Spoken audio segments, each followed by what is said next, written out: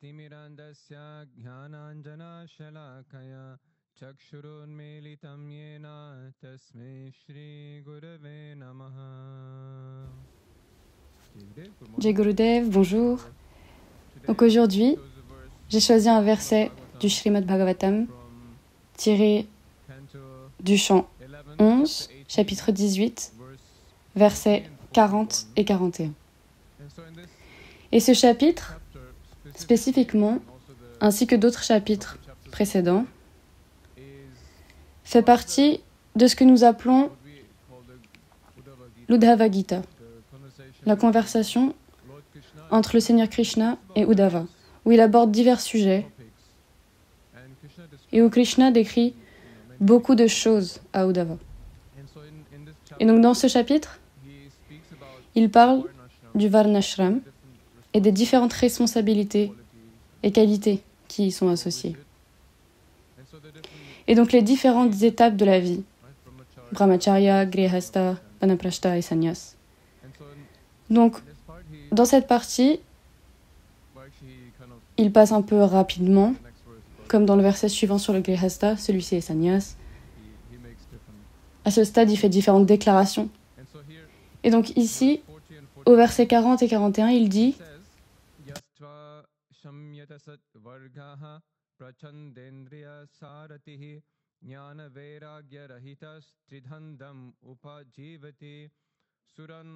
Atmanam atmastam ninute mam chadharmaha avipakvakashayosmat amusmatchavihiyate. celui qui n'a pas contrôlé les 6 formes d'illusion, dont l'intelligence, le chef des sens, est extrêmement attaché aux choses matérielles, qui est dépourvu de connaissance et de détachement, qui adopte le mode de vie d'un sannyas pour gagner sa vie, qui nie l'adoration des demi-dieux, son propre soi et le Seigneur suprême en lui-même, ruinant ainsi tous les principes spirituels, et qui est encore infecté par la contamination matérielle, et dévié et perdu à la fois dans cette vie et dans la suivante. C'est un verset très joyeux pour un beau dimanche. En fait, je trouve ces versets assez importants à certains moments. Il y a beaucoup de bons versets dans le Bhagavatam. Je pense qu'il y a aussi beaucoup de versets qui doivent enseigner certaines leçons de manière claire et directe. Krishna donne donc des instructions très claires à Uddhava sur ce que signifie adopter le mode de vie d'un sannyas. Traditionnellement, cela se fait évidemment à la fin de la vie, lorsque l'on renonce complètement, et il décrit donc les qualités importantes qui sont nécessaires au renoncement. Et d'une certaine manière, qu'est-ce que la compréhension réelle de ce qu'est le renoncement? Qu'est-ce que nous renonçons? Nous pensons généralement que renoncer, c'est abandonner quelque chose. Renoncer, c'est abandonner quelque chose pour se concentrer sur autre chose. Car nous devons également comprendre que nous ne pouvons pas nous concentrer sur 2 choses à la fois. Nous ne pouvons pas être dans 2 mondes à la fois, pour ainsi dire, avec un pied dans 2 mondes en même temps. C'est quelque chose que Guruji répète sans cesse. L'autre jour, je crois que c'était au début d'un darshan, il a dit « Vous savez, quand je suis arrivé ici, j'ai dû apprendre que vous voyez tout en nuances de gris et non en noir et blanc. » Pour Guruji, tout est noir ou blanc, c'est très clair. C'est la vérité ou le mensonge. Les choses sont très claires. Nous voyons les choses dans des zones grises. Il est donc très difficile d'avoir un état d'esprit clair de cette manière. Et c'est ce qu'est le renoncement. Quand Krishna rappelle à Arjuna, au chapitre 6, comment il est possible de surmonter et de maîtriser ce mental, c'est par la pratique répétée du renoncement. Ce sont les 2 seules choses que nous pouvons faire pour contrôler ce mental, pour s'efforcer de contrôler ce mental, disons. c'est par la pratique répétée et le renoncement. La pratique répétée consiste à faire de manière répétée les choses qui aident au renoncement et aux choses sur lesquelles le mental est concentré, qu'il le contrôle. Et donc le mental, qui est conditionné matériellement, donne naissance à l'identité matérielle et est gouverné par ce que nous appelons le raga et le dvesha, ou l'attraction et l'aversion. Nous aimons certaines choses et nous n'aimons pas d'autres choses. Et vous pourriez dire de manière simpliste que la vie de tout le monde, ou de la plupart des gens, est exactement cela. Il s'agit simplement soit de courir après le plaisir et le désir, ou de les satisfaire, soit d'essayer de fuir l'inconfort et la peur, par la nature même de la peur. Il s'agit donc soit de fuir les choses, soit de courir après les choses, l'aversion et l'attraction. Et ces tendances du mental sont causées par avidya, l'ignorance. C'est ce qu'il dit ici, c'est qu'il est impossible d'atteindre cet état intérieur ou le renoncement si on n'a pas contrôlé ces 6 formes d'illusion. Ces 6 formes d'illusion qu'il mentionne ici sont la luxure, la colère, l'avidité, l'excitation, la fausse fierté et l'intoxication. Les 3 premières nous sont familières grâce à Krishna dans le chapitre 16, Kama, Krodha et Lobha. Kama, le sens du désir. Krodha est en quelque sorte le résultat d'un désir non satisfait. Donc quand on n'obtient pas Kama, on obtient Krodha à la place, pourrait-on dire. Et l'avidité, Lobha, est également très courante. Peut-être que l'avidité précède même le désir, Kama. C'est le désir d'avoir des choses. Quelque part, Krishna décrit dans le chapitre 2 que lorsque l'on délibère sur les objets des sens, l'attachement à ceux-ci surgit. Et de cet attachement surgit la colère. Et c'est exactement cela. Lorsque l'on délibère sur les objets des sens, délibérer sur les objets des sens ne signifie pas simplement les regarder. Il ne dit pas « lorsqu'on regarde les objets des sens ». Il dit très précisément « délibérer sur eux ». Ce qui signifie non seulement les regarder, mais les regarder ou s'engager avec eux d'une manière très spécifique, d'une manière lubrique et avide, de telle sorte que l'on est attiré par eux. Ainsi, lorsque l'attirance se produit, en voyant un objet, l'attachement à celui-ci surgit comme un résultat naturel. Le désir pour cet objet, et à partir de ce désir, surtout s'il n'est pas satisfait, la colère surgit, comme il le décrit. Si vous satisfaites le désir, la colère surgira probablement aussi à un moment donné. Peut-être pas au début, mais à un moment donné, la colère apparaîtra également. Ensuite, il mentionne Mada, Mana et Moha, qui sont l'excitation, la fausse fierté et l'intoxication.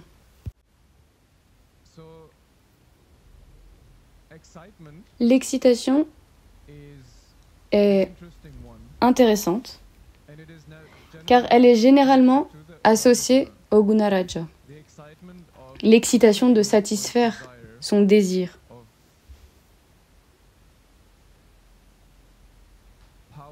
De pouvoir, de richesse, de beauté, de succès.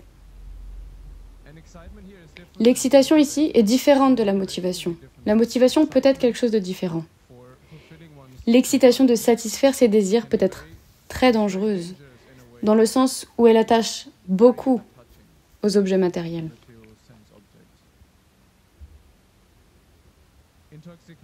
L'intoxication et la fausse fierté, je pense qu'il n'est pas nécessaire d'aller trop loin dans les détails. je pense que nous savons très bien ce que c'est. Donc, ce n'est pas que ces 6 formes d'illusion qui découlent de avidya soient super importantes à connaître. Mais je me rappelle toujours, il y a quelques mois, Swami Revati a donné un bel exemple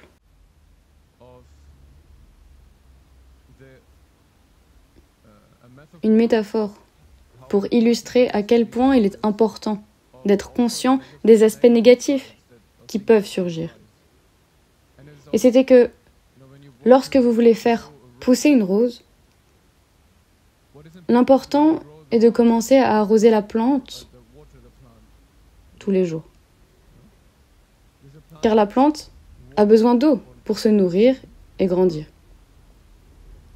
Vous arrosez donc la rose tous les jours, et grâce à l'eau, la rose grandit et grandit. Et finalement, la rose fleurira. Mais elle pourrait aussi mourir si vous n'enlevez pas aussi les mauvaises herbes qui poussent autour de la rose. Car elle pourrait lui voler toute sa nourriture et l'étouffer. Et donc, l'arrosage de la plante correspond évidemment à notre sadhana, la manière dont nous éliminons la vidya ou l'ignorance. Par la pratique quotidienne de la sadhana et la grâce, évidemment. Nous devons donc arroser, mais en même temps, nous devons être très conscients des choses à éviter. Nous devons arracher les mauvaises herbes de manière active et de ne pas nous contenter de nous concentrer sur le fait qu'il est agréable d'arroser la rose. Il est important de faire les deux. C'est ce que Krishna nous montre tout au long de la Gita, mais surtout dans le chapitre 16. Quand Krishna parle des qualités divines et démoniaques dans le chapitre 16, il est important de s'en souvenir, de rester attentif et d'être conscient des petites... Comment on dit ça en français ? En allemand, on dit les petites Fettnäpfchen. Les petites... Je sais pas, éclaboussures d'huile qui peuvent vous faire glisser. Je pense qu'il y a une meilleure manière de le dire en français. Ok. Il est important de se concentrer sur eux aussi, non pas avec notre mental, mais il faut en être conscient pour pouvoir les éviter. Car il y a beaucoup d'embûches sur le chemin spirituel. Et si nous nous déluons en disant oui, je suis très conscient de moi-même, relativement parlant, et je fais ma sadhana, je fais tout ce que je suis censé faire, je pense que nous avons tous expérimenté à quel point les ruses de Maya sont subtiles. Je pense qu'à un moment donné, nous avons tous expérimenté plusieurs de ces 6 formes d'illusion, qu'il s'agisse de l'orgueil, de l'avidité, de la colère ou du désir. Elles sont très subtiles. Et Maya est très rusée et très rapide à infiltrer le mental très facilement. Et il est important d'y être attentif, d'en être conscient pour ne pas entraver votre propre progression spirituelle. En fait, quand vous allez courir dans la forêt, c'est très bon pour vous, mais vous devez aussi être très conscient de ne pas trébucher. Car quand vous traversez la forêt et que vous trébuchez sur des branches d'arbres, peu importe, ou sur un petit trou dans le sol, cela peut être très dangereux. Vous pouvez tomber. Et c'est pourquoi il est important, lorsque nous traversons le chemin spirituel, de ne pas simplement courir pour courir. Oui, nous devons nous concentrer sur le divin, nous devons nous concentrer sur notre chemin spirituel, mais nous devons également nous concentrer sur ce qui se trouve juste devant nous dans l'instant présent. Sur la manière dont nous nous trouvons à ce stade et l'état de notre mental à ce stade. Et notre mental n'est pas pur. Notre conscience, notre chitta n'est pas purifié. C'est notre but, oui, mais pour l'instant, ce n'est pas le cas. Du moins, en ce qui me concerne. Je ne sais pas pour vous. Nous devons être conscients de ces choses. Mais une fois que le mental est purifié, nous pouvons les oublier. Nous n'avons pas à nous inquiéter. Mais sur le chemin de la purification, le mental, nous devons être conscients des deux. Nous devons nous concentrer sur le divin, mais nous devons être conscients des deux. Et nous voyons cela dans toutes les différentes histoires des différents saints et dans les exemples du Bhagavatam lui-même, en pensant par exemple à Bharata, qui est un grand exemple du renoncement. Il a abandonné tout son royaume. Il a tout abandonné. Il est parti dans la forêt et a renoncé à tout. Il s'est concentré uniquement sur la sadhana spirituelle. Il a concentré et fixé son mental sur Dieu. A-t-il réussi? A-t-il pleinement réalisé la demeure suprême? Non. Pourquoi? Il a été distrait par un petit cerf. C'est aussi subtil que cela. Et c'est ainsi que certaines choses que nous considérons comme insignifiantes ou nous pensons « oh, ce n'est rien ». Ce cerf ne nous représente pas tous. Nous ne serons pas distraits par un cerf parce que nous faisons quelque chose de bien pour lui, puis il y a un renoncement total. Non. Le petit cerf représente toutes les petites actions innocentes que nous faisons et peuvent sembler insignifiantes ou innocentes sur le moment, mais plus on se concentre sur elles, comme Jada Bharata, plus il n'était pas attaché au cerf au début, mais il s'y est attaché parce qu'il s'en est occupé pendant longtemps. Il en va de même pour tant de petites actions, de petits choix, de petits désirs que nous suivons dans notre vie. Elles peuvent sembler très insignifiantes, mais plus nous agissons en fonction d'elles, plus nous les suivons, plus elles deviennent attachantes. Il ne s'agit donc pas de devenir fou et d'essayer d'éviter toute action dans la vie. Ce n'est pas non plus ce que Guruji nous dit de faire. Mais il est important de prêter attention, pour commencer, d'être conscient des petits choix que nous faisons dans notre vie et de la grande différence qu'ils produisent ou qu'ils peuvent faire. Ils n'ont pas nécessairement d'impact, mais ils peuvent en avoir. C'est ce qu'il nous montre dans ce verset. La question est donc, qu'est-ce qui nous aide ou nous permet de sortir de cette avidya, cette forme d'illusion qui en découle? Krishna le décrit très bien dans le chapitre 10, verset 10, où il dit « À ceux qui sont continuellement plongés en moi et qui me vénèrent avec un amour intense, je leur donne la réalisation qui leur permet de venir jusqu'à moi. » Plus tard, à la fin de la Gita, il dit « Bhakti Mama Vijanati » Ce n'est que par la dévotion que je vous donne la connaissance qui vous permet de venir à moi. Donc oui, encore une fois, c'est en se concentrant sans cesse sur lui, en le vénérant. Il ne s'agit pas de se concentrer sur ses chutes et les dangers. Nous devons nous concentrer sur lui. Nous devons simplement être conscients de les éviter.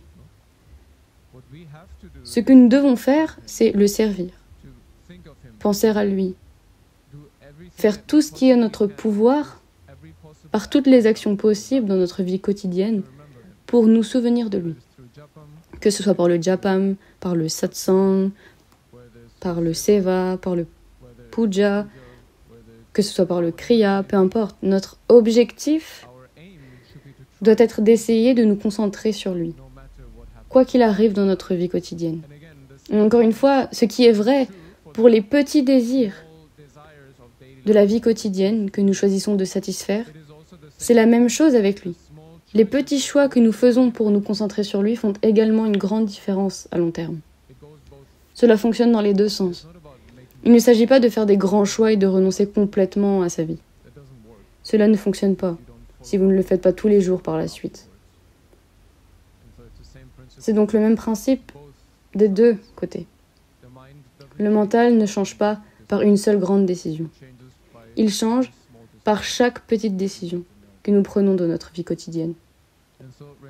Le renoncement n'est donc pas ce dont il parle ici, le renoncement sannyas.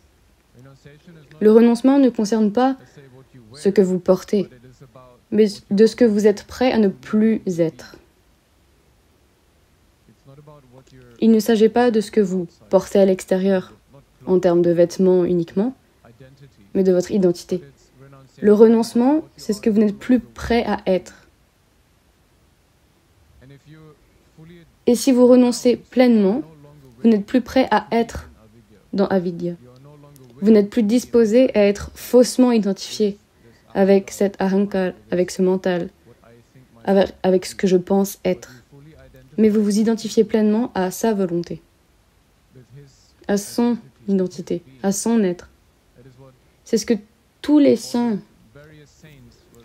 quels qu'ils soient, Tukaram, qui dit qui est Tuka, ou Kabir, et tous les autres qui ne cessent de dire qui est Tuka, non? Qui est Tuka? Parce que vous ne voyez pas qui vous êtes, vous ne voyez que qui il est. Que vous regardiez à l'intérieur de vous-même ou à l'extérieur, vous ne voyez que lui-même.